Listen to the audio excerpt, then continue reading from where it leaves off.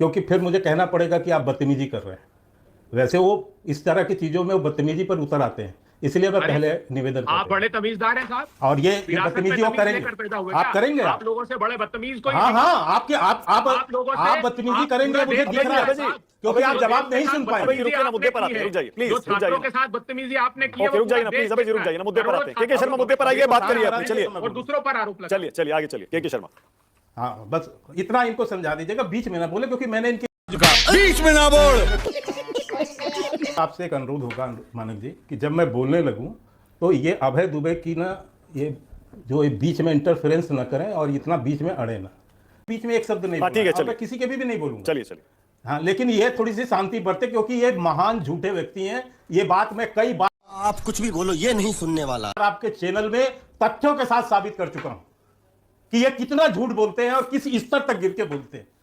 एक बार नहीं, मैं कई बार आपके डिबेट में बोला हूं, और मानक जी मैं वो सारे आपको घटना भी सुना सकता हूं। यही नहीं, अभी और सुनिए।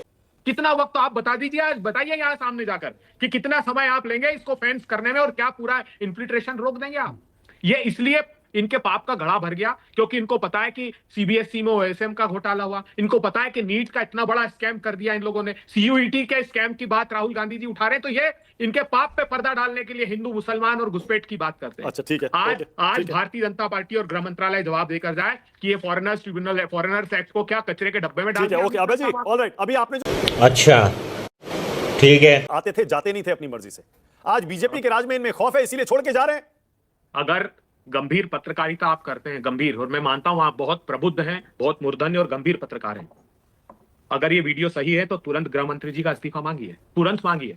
एमईए का जवाब नहीं देखा आपने, एमईए ने क्या कहा? वेलकम दोस्तों, आज के डेट वीडियो में आपका स्वागत। दोस्तों आज के डेट वीडियो बहुत ही धमाकेदार और इंटरेस्टिंग और मज़ेदार होने वाली, क्योंकि आज के डेट वीडियो में हम देखने वाले हैं न्यूज एंकर दरबारी एंकर मानव गुप्ता और जो भाजपा प्रवक्ता के शर्मा और जो कांग्रेस के प्रवक्ता अभय दुबे के साथ में, यानी कि तीनों के बीच में। तो आज के डेट वीडियो में भाजपा प्रवक्ता यानी के शर्मा ने जो कांग्रेस के प्रवक्ता अभय दुबे को जो जमकर बेइज्जती कर दी, यानी कि उनको एक्सपोज कर दिया। दोस्तों दरअसल मुद्दा डेट वीडियो में यानी कि तार फेंसिंग यानी बॉर्डर को लेकर चल रहा था, और साथ में घुसपैठियों को लेकर भी, जहाँ पर अमित शाह ने यानी कि तार फेंसिंग बॉर्डर के लिए तार फेंसिंग के लिए आदेश दिया गया है, जिसको लेकर जो है यानी कि गृह मंत्री अमित शाह का प्रस्ताव यानी कि कांग्रेस के प्रवक्ता अभय दुबे परिचित करा रहे थे। जब भी चुनाव का समय आता है, जब भाजपा सरकार के कार्यकाल में घुसपैठियां अंदर हो जाते हैं, तो लेकिन तभी जब चुनाव का समय बाहर होता है, यानी चुनाव का समय खत्म हो जाने के बाद भाजपा सरकार कांग्रेस पर आरोप लगा देती है कि जो कांग्रेस के कार्यकाल में यानी कि भाजपा के घुसपैठियां अंदर आए।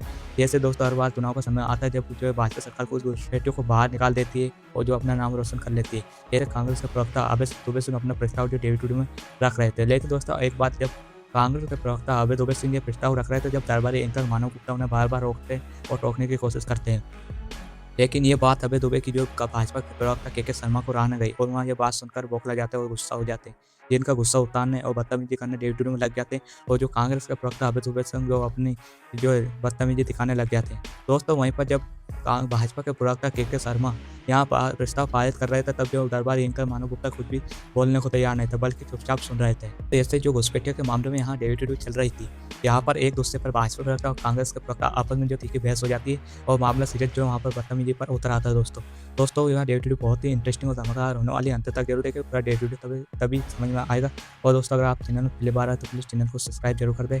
धन्यवाद। क्योंकि इनको पता है कि सीबीएसई में ओएसएम का घोटाला हुआ, इनको पता है कि नीट का इतना बड़ा स्कैम कर दिया इन लोगों ने, सीयूईटी के स्कैम की बात राहुल गांधी जी उठा रहे हैं, तो ये इनके पाप पे पर्दा डालने के लिए हिंदू मुसलमान और घुसपैठ की बात करते हैं। अच्छा, ठीक है, आज ओके, आज ठीक है। भारतीय जनता पार्टी और गृह मंत्रालय जवाब देकर जाए कि ये फॉरेनर्स ट्रिब्यूनल है, फॉरेनर्स एक्ट को क्या कचरे के डब्बे में डाल ठीक है, दिया। ओके अभय जी, ऑलराइट। अभी आपने जो मुद्दे उठाए, अभी के शर्मा जवाब देंगे, मुस्कुरा भी रहे थे, मुझे पता है उनके पास जवाब तैयार है। लेकिन अभय दुबे, मैं चाह रहा हूं आप ये वीडियो पर जरूर कमेंट करिएगा। वीडियो देखकर अभय जी ऐसा लगता है कौन घुसपैठिया खुद छोड़कर जाता है। मैं सोच रहा हूं अभय जी, कहीं ऐसा तो नहीं कि बीजेपी के आरोपों में दम है कि टीएमसी के राज में इन सबको शह दी जाती थी, इसीलिए आते थे जाते नहीं थे अपनी मर्जी से। आज बीजेपी के राज में इनमें खौफ है, इसीलिए छोड़ के जा रहे हैं। अगर गंभीर पत्रकारिता आप करते हैं, गंभीर, और मैं मानता हूं आप बहुत प्रबुद्ध हैं, बहुत मूर्धन्य और गंभीर पत्रकार हैं, अगर ये वीडियो सही है तो तुरंत गृह मंत्री जी का इस्तीफा मांगिए, तुरंत मांगिए। एमईए का जवाब नहीं देखा आपने, एमईए ने क्या कहा कि हमने बांग्लादेश की सरकार को दिया है 2886 लोगों का अप्रूवल आएगा, उसके बाद डिपोर्ट। ये क्या मजाक बना दिया देश को आपने? नहीं नहीं अभय जी ना एक सेकंड, अभय जी वन सेकंड।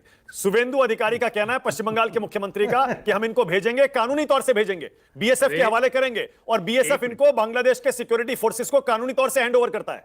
नहीं, ऐसा नहीं करते हैं। मेरी बात सुनिए, शुभेंदु अधिकारी से पूछिए, उन्होंने तो कानून पढ़ा नहीं, नए चीफ मिनिस्टर हैं। केंद्र सरकार ने पावर डेलीगेट किए और एसटीएफ बरसों से हर जिले में आइडेंटिफाई करके डिपोर्ट करने के लिए बनी है, जो एमईए का जवाब है। ये शर्मनाक बात है। ये दृश्य जो दिखा रहे हैं देश में की आंखों पर पर्दा डालने के लिए, बीच में भी भारतीय जनता पार्टी के जो आईटी सेल के लोग हैं, उन्होंने फर्जी, जो हमारी माताजी को दर्शन करने पश्चिम बंगाल से बांग्लादेश जाते हैं, वो भी वीडियो डाले कि देखिए भाजपा की सरकार बनने की सुगबुगाहट में कैसे हजारों लोग भाग रहे हैं। आज ये कहकर जाएं, अमित शाह साहब का इस्तीफा मांगिए, या कहिए कि ये जो फुटेज अमित शाह साहब कहें कि ये जो जा रहे हैं, ये दिखाया जा रहा है, ये सच है। ये झूठ और बकवास करते हैं, ये लॉलेसनेस है, ये आप कोई कानून का राज नहीं है। अगर मैं जीवंत पत्रकारिता आप करते तो उनसे तुरंत इस्तीफा मांगिए कि जो प्रोसीजर ओके, के शर्मा जवाब दीजिए भाई। के शर्मा, ये गैर कानूनी तरीके से या तो आप इनको बांग्लादेश में भेज रहे हैं, धक्का दे रहे हैं रात में या दोपहर में, जैसे अभय दुबे कह रहे हैं, क्योंकि कानून तो ये नहीं कहता है, और गृह मंत्री का इस्तीफा मांग रहे हैं। छोड़ रहे हैं ये साहब। बोलिए के शर्मा। एक मिनट, एक घुसपैठिया था जिन्होंने थोड़ा सा इनको अभय दुबे को कहिए, जिसको महाराष्ट्र में मानक जी अभय दुबे को कहिए कि अपनी माइनॉरिटी सेल का अध्यक्ष बनाया। अब अभय दुबे को ये समझाइए। बोलिए के शर्मा। अभय जी रुक जाइए ना प्लीज। मैं इनसे जवाब लीजिएगा। महाराष्ट्र, अरे ले रहा हूं, रुकिए तो सही, जवाब दे रहा हूं, रुकिए ना। माइनॉरिटी सेल का प्रमुख रुबेल शेख बांग्लादेशी घुसपैठिया निकला। ओके, अब रुक जाइए। ऑलराइट, अब रुकिए अभय जी। के शर्मा आपकी बारी है। घुसपैठिया चलते। बस मेरा आपसे एक अनुरोध होगा मानक जी, कि जब मैं बोलने लगूं तो ये अभय दुबे की ना, ये जो बीच में इंटरफेरेंस ना करें और इतना बीच में अड़े ना, क्योंकि फिर मुझे कहना पड़ेगा कि आप बदतमीजी कर रहे हैं। वैसे वो इस तरह की चीजों में वो बदतमीजी पर उतर आते हैं, इसलिए मैं पहले निवेदन करता हूं। आप बड़े तमीजदार हैं साहब, और ये बदतमीजी वो करेंगे, आप करेंगे। आप लोगों से बड़े बदतमीज को। हाँ, आप बदतमीजी करेंगे, मुझे दिख रहा है, क्योंकि आप जवाब नहीं सुन पाए। रुकिए ना, मुद्दे पर आते हैं, रुक जाइए प्लीज, रुक जाइए के साथ बदतमीजी आपने की। रुक जाइए ना प्लीज, अभय जी रुक जाइए ना, मुद्दे पर आते हैं। के शर्मा मुद्दे पर आइए, बात करिए अपनी, चलिए। और दूसरों पर आरोप लगाइए। चलिए आगे चलिए। के शर्मा, हाँ बस इतना इनको समझा दीजिएगा, बीच में ना बोले, क्योंकि मैंने इनके बीच में एक शब्द नहीं बोला। ठीक है, चलिए। किसी के भी नहीं बोलूंगा। चलिए।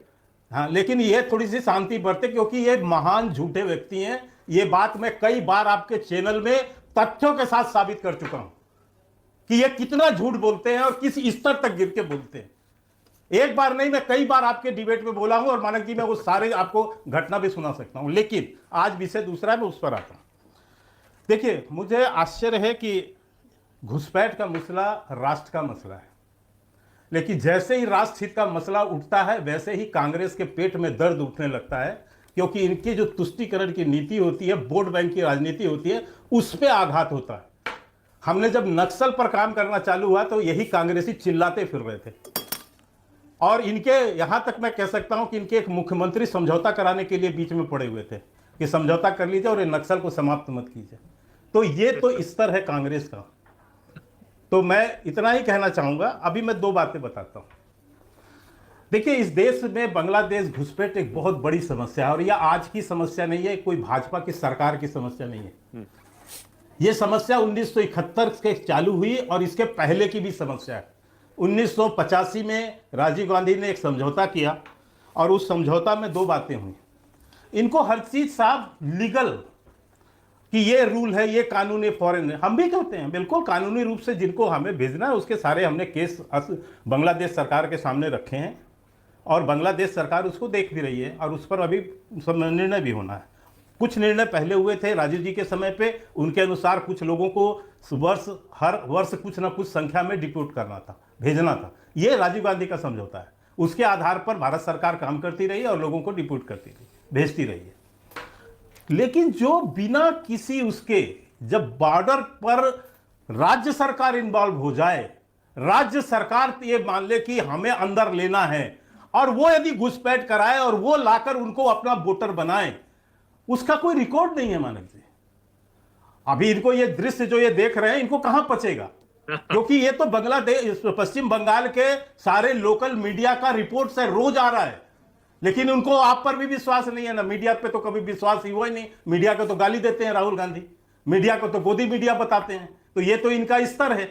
देश के जो 4 संस्थाएं हैं, ना इनको देश के संसद पर भरोसा है, ना इनको देश के सुप्रीम कोर्ट पे भरोसा है, ना मीडिया पे भरोसा है, किसी पे नहीं है। ये केवल राहुल गांधी जो बोलते, जो झूठ बोले वही सच है इनके लिए, इसलिए इस तरह की बातें आती हैं। मैं एक उदाहरण बताना चाहता हूं सर। ये राज्यसभा का क्वेश्चन आंसर है सर, मानक जी, इसका मैं आपको डेट बता देता हूं, 14 अगस्त 2004। और ये है प्रश्न क्रमांक, ध्यान दे रहे हैं आप लोग बैठ के बकवास कर रहे हैं जब कुछ पता नहीं है आपको। मौलाना आंसर क्या होता है स्क्रीन पर सर? लाइए जरा। क्या मौलाना होता है साहब, सर? शर्मा जी इतना अरे भाई आप बीजेपी के प्रवक्ता हैं तो दूसरों की सुनना सीखिए, खाली बोलते ही यहाँ रहिएगा। पर कुतर्क कर रहे हैं, ये कोई स्तर होता है क्या? ये कोई स्तर है बात करने का? आपने जो भी अभी क्या बोला वो होता है? स्तर तक है आपका। राजनीतिक एक सेकंड, मुझे 1 सेकंड आपको रोकना पड़ेगा, 1 मिनट आपको रोकना पड़ेगा। मौलाना